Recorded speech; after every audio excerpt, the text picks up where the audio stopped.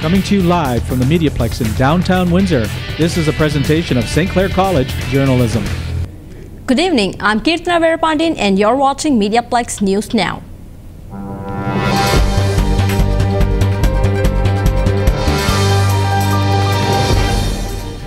Local parents railed against the Ford government's new autism funding plans. Kristen Baudouin has the story.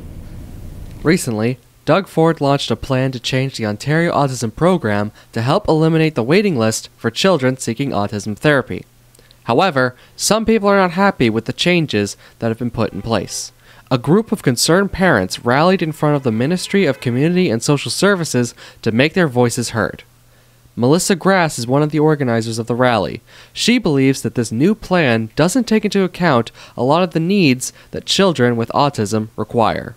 As parents, we want our kids to thrive. We want them to be a functioning member of society, and they're not going to get that with this new program because they're not getting the education and the therapy that they need. They need clinically proven therapy so that they can excel in adulthood, realistically, because what they did was they took that opportunity away. By taking the funding away from all these families, they took that opportunity for their kids to thrive. Robert Iftinuk is another parent who disapproves of Doug Ford's plan. Robert has a 3-year-old son named Mason, who has been on the waiting list for almost 2 years. He believes this plan won't provide enough support for his son. You can't clear a wait list by cutting services for everybody.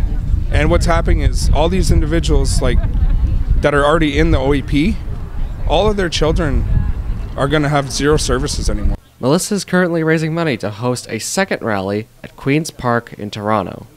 From MediaPlex News, I'm Christian Baudouin. It's time for an early look at the weather, so it's over to Cody Roussan.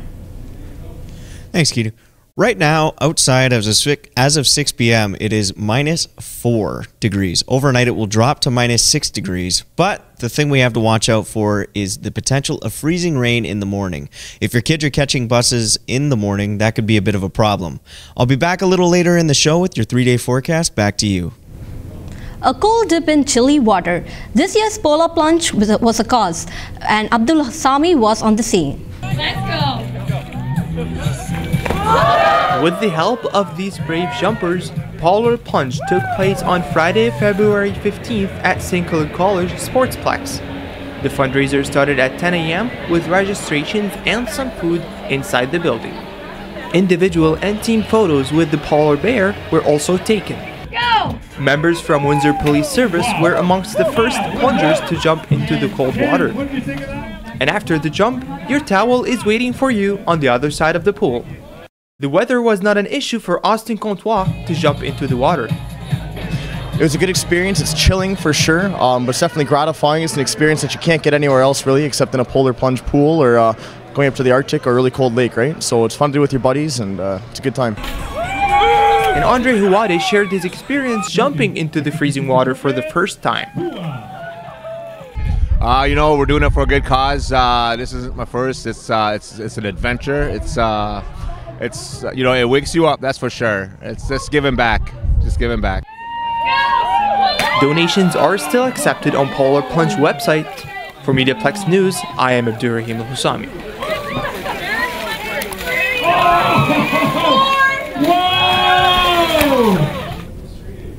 One of the documentary partners at the MediaPlex is Crime Stoppers, and Constable Amanda Allen is the police coordinator, and she joins Cody live in our studio. Cody? Hi there, I'm standing here with Amanda Allen. I just want to thank you for joining us here today. I understand that there are some stressful happenings going on right now, and can you just explain? Yeah, unfortunately, Leamington OPP is asking for the public's assistance. They've got a missing person case, and Michael Gaudreau is 48 years old. He was last seen on February 14th at 2:30 in the morning at his address on Benny Avenue in Leamington. He's described as 5'10". He's a thin build, and although a recent picture of him shows him with long hair, he did actually just cut his hair short. So he's got short, wavy hair, green eyes, and he was last seen wearing a blue-gray jogging pants and a gray-brown short winter coat. So if anyone's got any information about his whereabouts, really, we need to know Michael's whereabouts leading up to February 14th. If anyone's seen or heard from him, friends or associates, we're asking anyone with any information at all to call Leamington OPP, 519-326-2544, or Always Crime Stoppers anywhere in the province. Our provincial number is 1-800-222-8477. If you've got information and you want to remain anonymous, please call us. Help us locate this missing person. Now, obviously, we wish we hope that he will be found safe and sound. But as for other situations, we have there's a fundraiser coming up. I wouldn't call that a situation, though. Can you talk to us a bit about this fundraiser coming up on Friday? Yeah, so while Leamington OPP is investigating that, Crime Stoppers is holding our first big fundraiser of the year.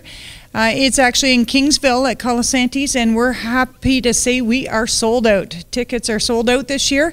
It's going to be a great event, and we're looking forward to having the MediaPlex staff on hand to bring you live broadcasts and some interviews from the scene. So if you didn't get your tickets this year, folks, catchcrooks.com. The notice goes up early, even before Christmas, that the tickets are on sale, and we do sell out, so you don't want to miss this. Now, big game dinner, what does that mean? What kind of food will there be? Well, it is a unique menu, but we do have something for everyone. So we offer people a chance to try crocodile bites and alligator stew, and the menu changes every year. The chef there at Colasantes is so creative. She's a wonderful chef.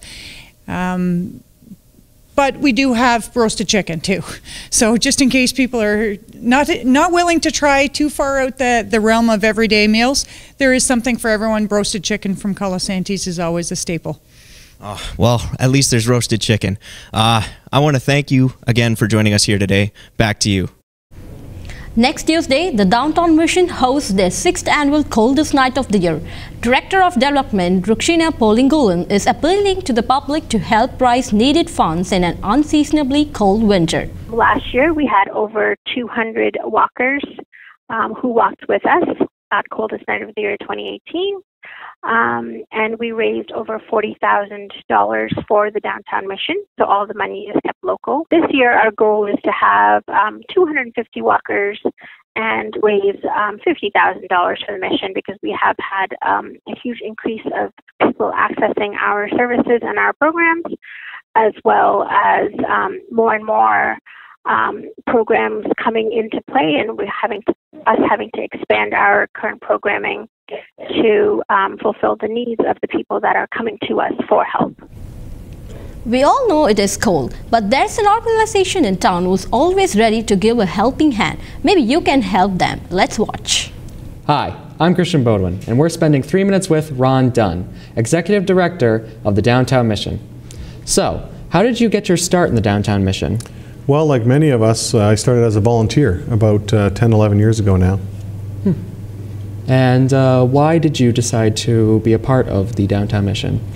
Well, to be honest, I kind of grew up rough and tumbly, and I thought I could help some people who were a little bit like myself, and my dad was kind of on the street a little bit, and I thought I didn't have much money at the time. I was a young man, and decided that my time was all I could give, and so that's what I did, and never looked back since, really. So with working at the Downtown Mission, what kind of specific projects do you personally think have been most impactful here in Windsor? Well, I think that becoming a 24-hour facility, so before 2015 we were open only part of the day, so in 2015 when we became a 24-hour facility, I think that had a huge impact. And we've added so many programs, food rescue and phone supports and just all kinds of the magic of the mission for us is the ability to adapt to serve the needs of the people, and that's what we've been able to do, and so we're really proud and excited about that. Okay. And what kind of projects would we be seeing in 2019? Well, 2019 is actually a really big year for us. We've purchased 850 Olette, which is, of course, the Windsor Public Library building. So we take possession in June, and so we're really excited about the impact that'll have. We're putting 35 affordably priced apartment units on the second floor, and then moving all of our services from Victoria onto Olette. So That's probably the biggest project you'll hear about. Lots of other things going on, recovery services, job replacement programs, all kinds of really big things that are helping people that need it the most. Okay. Is there any specific event happening? Yeah, thanks for that. February 23rd, we have the Coldest Night of the Year walk. It's a walk that brings us in solidarity with those experiencing homelessness across Canada. There's over 100 missions and services like the missions across Canada all walking on the same day. So I'd encourage people to go to our website at downtownmission.com and check it out. It's our major fundraiser for the year as well. So we need people to come out either in a team, or if you can't walk or don't want to brave the cold, then sponsor somebody, sponsor a team or join a team. Well, that's all the time we have for today. Thank you. And we've just been spending 3 minutes with Ron Dunn. Jordan Ferris has some tips to help us keep healthy in our weekly Health Minute. When it comes to sleep, we all know that it's important to get enough and that not doing so can lead to serious health issues. Such problems include heart disease, high blood pressure, and diabetes. But how exactly it causes some of these problems gets lost on a majority of the population. But a new study from the Massachusetts General Hospital takes a look into how sleep affects cardiovascular disease risk. The report shows that sleep is able to help control the production of inflammatory cells within bone marrow, also finding that when sleep was disturbed, the body's ability to control these cells begins to go down. This in turn leads to inflammation, leading to higher heart disease. And this is because of a hormone known as hypocreatine, which is produced in large levels when awake. The study found that when sleep deprived, hypocreatine was less likely to be produced and the control of white blood cells was less effective. I'm Jordan Ferris, and this has been your Health Minute. Black Oak Heritage Park has been beloved by many Windsorites since being established in 1989. However, recently the park has been under some negative light. Matt Flood has the story. For nearly 15 years, a community of runners, cyclists, and dog mushers, now known as Friends of Black Oak, worked with city naturalists to preserve the Black Oak Heritage Park, specifically its natural trails, as volunteers. The community gradually reduced trails to 9 kilometers of city-approved trails between 2005 and 2015. In 2018, most trails were made restricted by the city, and only a 1.7 kilometer trail is available for use as an environmental study is performed. Recent work, including prescribed burns and cutting of invasive species of trees down to be placed over restricted trails, has caused Friends of Black Oak members to grow more concerned. The public has been missing, the community has been without their trails for over a year, and they have been unable to have access to the park that they've had for over 20 years. And I think they're very, very, very concerned about what's happening with the trees when they see live trees being cut. The Parks and Recreation Department is attempting to protect species at risk and restore the park to its historical state under the Parks Master Plan, Rediscover Our Parks. But City Forester Paul Giroux does not plan to restore the park to its exact historical state. We will be, taking out the invasive species. There will be parts that perhaps once we just take the invasives out, that it will open it up, because that's what it naturally was. But by no means are we going to go in there and start cutting down oak trees and take away that forested field. Okay. Jan Wilson, corporate leader of Parks, Recreation, Culture, and Facilities, asks for cooperation from the community. We ask that they can work with us with respect to improving our parks, and so that they can be managed in a way that's responsible from many different perspectives.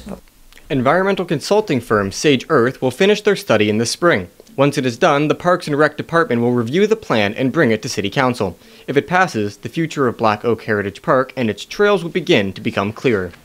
For MediaPlex News, I'm Matt Flood. Arts and crafts are making a comeback. Cassidy McNay explains. Is painting the new yoga? Research shows adult arts and crafts are on the rise. Whether for business or pleasure, the craft sector is booming. On any given weekend, paint nights, crochet circles, and other art classes are becoming the new norm. The classes range from free to hundreds of dollars, and many of them sell out. Eugenio Mendoza is the marketing director for the Art Lab, a new business in Walkerville, which focuses on art classes. He says people enjoy the social aspect of doing arts with others.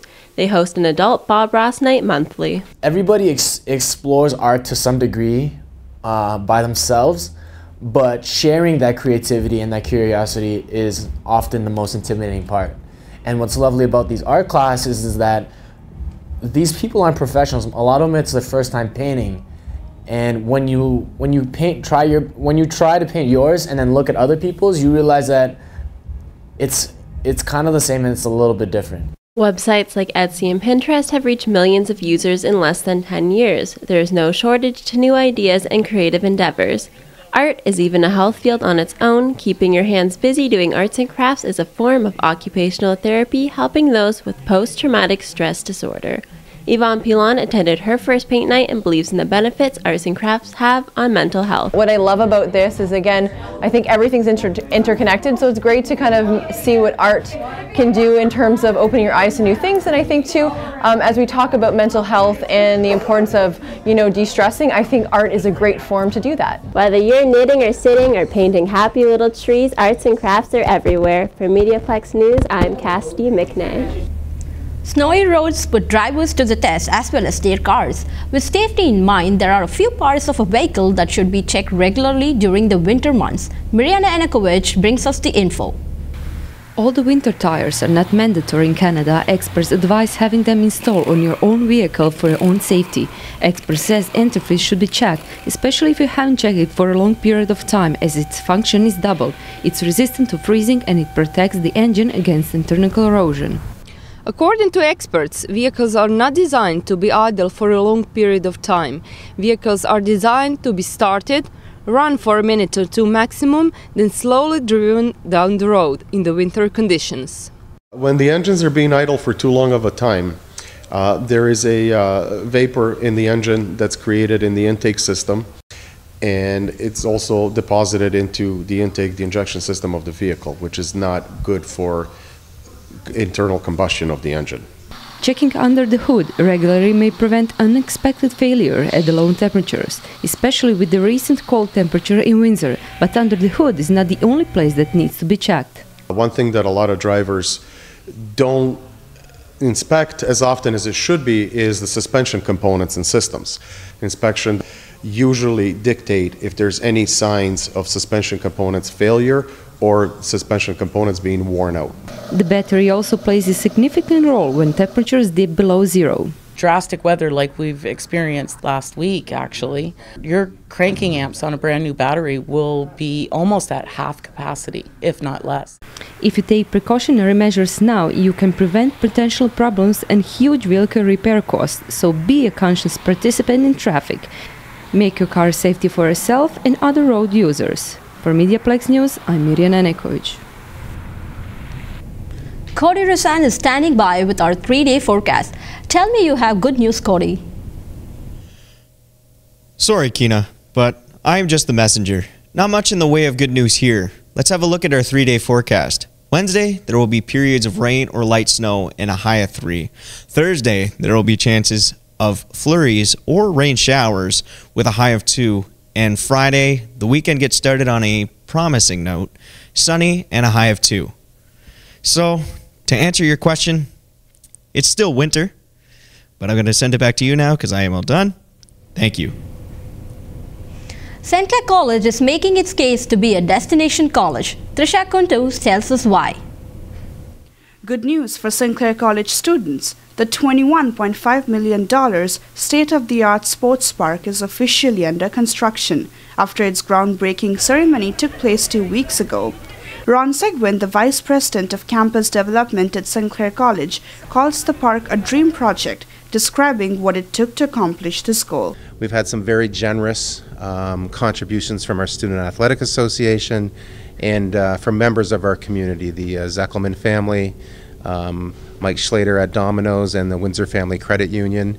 And when you add those 5 things together, they've made the park a reality. The college's SRC President Holly Nicholson explains how the college paid for it.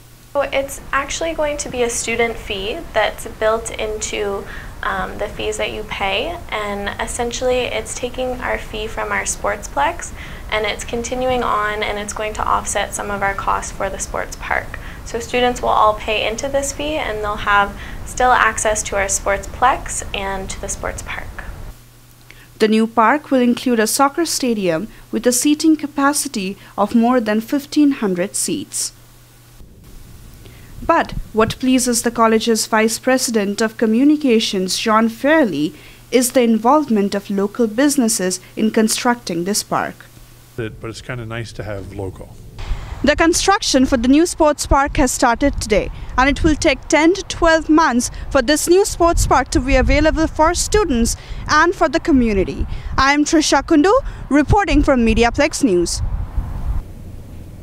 The big hitters at the college came out to share in the celebration. Bringing our teams home here to St. Clair College on campus has been very important to us. But the financial constraints associated with capital spending within the college had prevented us from carrying out this development until now. This multi-sport facility will provide a venue for people to come together and to participate in recreational and competitive athletic programming in a state-of-the-art facility. And by looking at the pictures, it certainly is going to be state-of-the-art. Tennis is a community builder for all ages to enjoy. So we are so proud to be a part of this, and we're very excited for the things to come. All of those things are life lessons that, believe me, you will use and you will lever.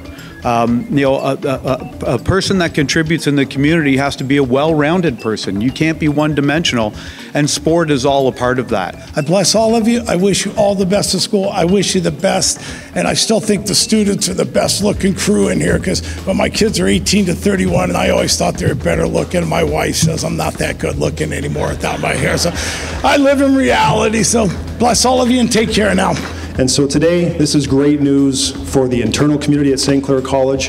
What an opportunity to be able to sell the college. And I'm excited for Patty, and I'm excited for the team to be able to go out and sell the college with the new facilities that have been built and the new facilities that are about to be built. And I'm excited for the community, because what you're building here fills a gap that we see in our community, especially on the tennis side. I must say, this is the premier college in all of Canada. So congratulations. Thank you to the generosity of our donors, and I can't wait to partake in this wonderful facility. The student leaders who have been associated with this project have certainly proven themselves to be innovative, conscientious, intelligent, and forward-thinking people. We're very excited to be working with the Fortis Group as the general contractor of this project. And special thanks to SRC's full-time staff members who have devoted so much time to both the financial and design planning of this project, Executive Director Don France and General Manager Ryan Peebles. The SAA also thanks the athletic department staff who provided their expert input into this project. Director of Recreational Services, Christy Gatto, varsity coordinators Ted Beal and Jay Schufelt, and all of the athletic staff. And of course, Manager of Athletic Events and Advancement, our dear friend, the late Bernie LeBute. Again, local architect, local construction, we celebrate Windsor Essex, and we are ready. 5, 4, 3, 2, 1.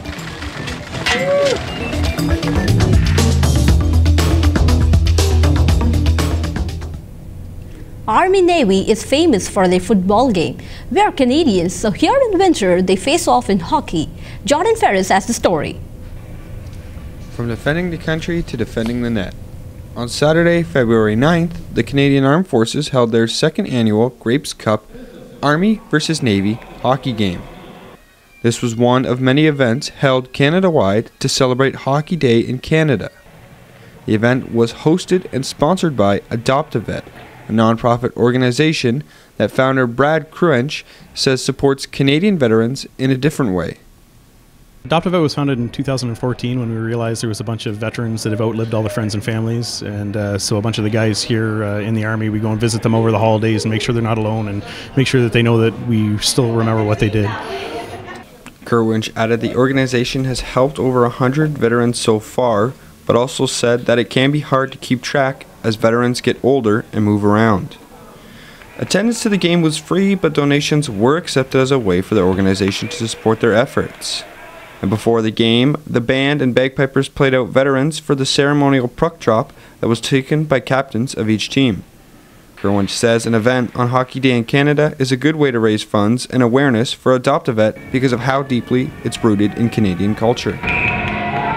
Hockey Day in Canada has been around since the World Wars and everything, and it actually used to be something that the armies would put on. So it's one of Canada's great sports, right? So it's awesome being able to get out there and represent the Army. With MediaPlex News Now, I'm Jordan Ferris. The Windsor Express has had some great success over the past couple of years, but as Tate Harris points out, you can't do that without some great players. Here's Anderson. Good! And there it is. Ryan Anderson just scored his 3,000th MBL Canada point. On February 7th, Ryan Anderson became the second player in NBLC history to score 3,000 points. But his journey to get there began in his hometown of Seattle. To be honest, when I started playing, I wasn't the best.